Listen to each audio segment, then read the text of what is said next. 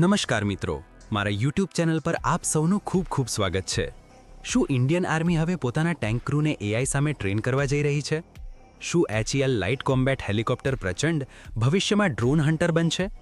શું ભારતનું stealth UCAV દુશ્મનના S-400 ટ્રાયમ્ફ જેવા એર ડિફેન્સ સિસ્ટમને યુદ્ધના પહેલા જ કલાકમાં નષ્ટ કરી શકે છે? અને શું આર્મર્ડ વેહિકલ નિગમ લિમિટેડના નવા એન્જિન ભારતની ટેન્ક શક્તિને નેક્સ્ટ લેવલ પર લઈ જશે? આજની વિડીયોમાં આપણે આવા જ કેટલાક રસપ્રદ ડિફેન્સ અપડેટ્સ વિશે વાત કરવા જઈ રહ્યા છીએ। તો ચાલો વધુ સમય ન બગાડતા આજની વિડીયો શરૂ કરીએ। પહેલી અપડેટ, ઇન્ડિયન આર્મીનું નવું ટેન્ક ટ્રેનિંગ સિસ્ટમ। રિપોર્ટ્સ મુજબ મિનિસ્ટ્રી ઓફ ડિફેન્સે લગભગ 50 બેઝિક ગનરી સિમ્યુલેટર્સ ખરીદવા માટે RFI જારી કર્યું છે। આ સિમ્યુલેટર્સ ખાસ કરીને T-90 ભીષ્મ ટેન્કની ટ્રેનિંગ માટે ઉપયોગમાં લેવાશે।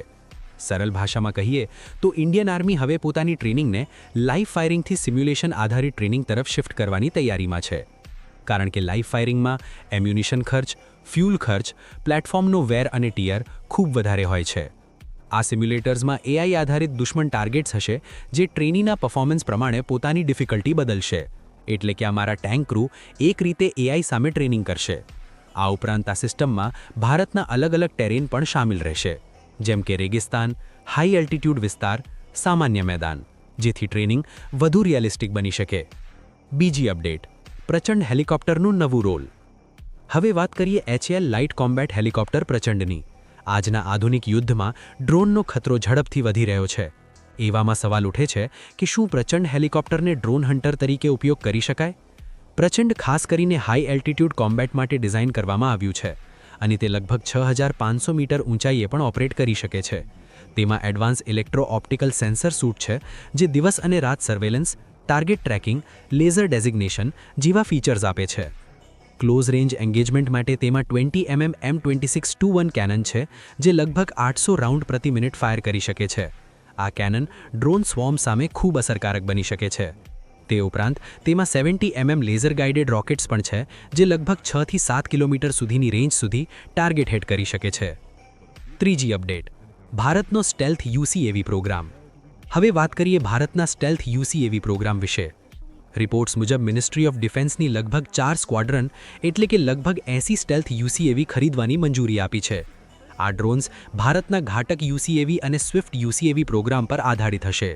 આ ડ્રોન્સનો રડાર ક્રોસ સેક્શન ખૂબ જ ઓછો હશે, લગભગ 0.00001 થી 0.005 મીટર સ્ક્વેર। આનો મુખ્ય ઉદ્દેશ્ય યુદ્ધની શરૂઆતમાં જ દુશ્મનના એર ડિફેન્સ સિસ્ટમને નષ્ટ કરવાનો રહેશે, એટલે કે યુદ્ધની શરૂઆતમાં જ આ સ્ટેલ્થ ડ્રોન્સ દુશ્મનના રડાર અને એર ડિફેન્સ સિસ્ટમને ટાર્ગેટ કરશે। ચોથી અપડેટ, ભારતના નવા ટેન્ક એન્જિન। હવે વાત કરીએ ભારતના આર્મર્ડ વેહિકલ એન્જિન પ્રોગ્રામ વિશે। આર્મર્ડ વેહિકલ નિગમ લિમિટેડ દ્વારા એક મહત્વાકાંક્ષી યોજના જાહેર કરવામાં આવી છે।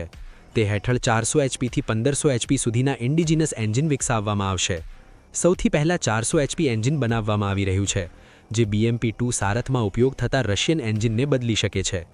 તે પછી 600 HP એન્જિન ખાસ કરીને 8x8 આર્મર્ડ વેહિકલ માટે બનાવવામાં આવશે, અને સૌથી મહત્વપૂર્ણ 1350 HP અને 1500 HP એન્જિન છે, જે ભવિષ્યમાં T-90 ભીષ્મ અને અર્જુન Mark II જેવા ટેન્કોમાં ઉપયોગ થઈ શકે છે। ભવિષ્યમાં હાઇડ્રોજન આધારિત એન્જિન પર પણ કામ કરવાની યોજના છે, જેનો થર્મલ અને એકોસ્ટિક સિગ્નેચર ઘણો ઓછો હશે। તો મિત્રો, આજ માટે એટલું જ।